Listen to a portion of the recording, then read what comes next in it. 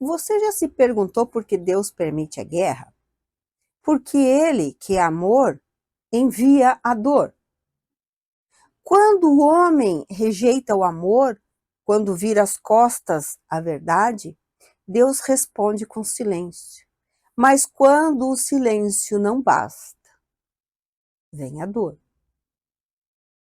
Você já refletiu sobre isso? Se esse vídeo de alguma forma está fazendo sentido para você, peço que fique comigo até o fim. Deixe seu comentário, o que você pensa sobre o tema, deixe seu like e se ainda não for inscrito no canal, te convido a se inscrever. A guerra, ela não começa no campo de batalha, ela começa na alma, quando escolhemos o egoísmo, a vaidade, o orgulho, o domínio sobre o outro. A história mostra que a humanidade ignora os avisos, fecha os olhos para o amor, e é então que vem a dor. A dor como mestra, a dor como caminho de retorno. Leon Denis, pensador, pesquisador e escritor espírita, que viveu o horror da Primeira Guerra Mundial, escreveu o livro O Mundo Invisível e a Guerra. E eu usei o capítulo As Lições da Guerra para nós refletirmos um pouco sobre, infelizmente, esses focos de guerra que estão acontecendo. Leon Denis diz que o nosso mundo é um planeta inferior, um laboratório onde nascem almas imaturas, agitadas, confusas. E para que elas cresçam, é preciso aflição. Não há grandeza sem sofrimento. Não há progresso sem provação. Nosso mundo é um laboratório de almas. E a guerra, por mais cruel que pareça, é uma prova coletiva. Mas precisamos pensar.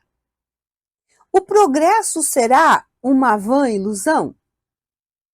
A civilização ficará presa nas paixões vulgares e brutais? Os esforços dos séculos em prol da justiça, da fraternidade e da paz social serão inúteis? Todo o trabalho artístico dos grandes gênios da humanidade, o trabalho de milhões de cérebros e de braços, irão desaparecer arrasados pela tormenta da ignorância de muitos? O profundo sentido da vida aparece, segundo Leon Denis, com as duras necessidades que a ela são inerentes, e o início das qualidades e energias que existem em todos os seres. Você concorda com Leon Denis? Você acredita que é necessário a dor para que haja a evolução? Deixe seu comentário. Hashtag concordo com Leon Denis. E eu vou saber que você está comigo até agora. Para o bem adormecido em nós desperte, é preciso o sofrimento. Não há grandeza sem dor, não há evolução sem provação. Tem que sempre haver dor? Teoricamente, não precisaria. Mas nós somos movidos assim. Se não tiver aquela pedra de tropeço, nós permanecemos arrastando os pés. Então, de uma forma mesmo que inconsciente, é uma escolha nossa esperar que a dor, que a provação venha nos fazer ir para frente. E ele diz que a dor, por mais amarga, nos liberta da ilusão dos bens materiais. Faz o espírito olhar para o alto. Aqui até é fácil de entender. Não sei se você já reparou, mas repare na sua própria vida. Quando a vida vai bem, em todos os sentidos, seja financeiro, amoroso, relacionamento, não sei. Nós não fazemos grandes esforços. E chega um determinado momento em que nós somos ingratos, porque nós reclamamos de tudo, porque a barriguinha está cheia. Quando a água começa a bater, nós começamos a lembrar de agradecer, de orar, de pedir ajuda a Deus. E Leon Denis continua, ele diz que as glórias humanas são efêmeras, mas o espírito que sofre amadurece. E quando o corpo cai, a alma se ergue. Mas essa luta não se dá sozinha. Acima do confuso tumulto das batalhas, além dos clarões terríveis da carnificina e do incêndio, vislumbra-se uma aurora e um grandioso ideal começa a se esboçar. Pressente-se a obra de moralização que dimana do sofrimento. Acima da labareda das paixões terrenas, sente-se a presença de um tribunal invisível que espera o final do conflito para reivindicar os direitos da eterna justiça. A borrasca espantou as futilidades e as leviandades com tudo quanto era pueril e mundano que em nossa geração gostava-se de ocupar, deixando permanecer o que havia em nós de mais sólido e melhor. Isso nas palavras de Leon Denis. E ele continua. Ele diz que ainda subsistem, sem dúvidas, muitos resquícios de imoralidade. E ele estava certo, porque olha o que está havendo hoje. São os resquícios dessa imoralidade. E ele diz corrupção e decadência, e por vezes perguntamos se tamanha lição não foi bastante para corrigir nossos vícios. Ah, Leon Denis, não foi. Não foi. Em compensação, quantas existências fantasiosas, estéreis ou desordenadas ficaram mais simples, puras e fecundas.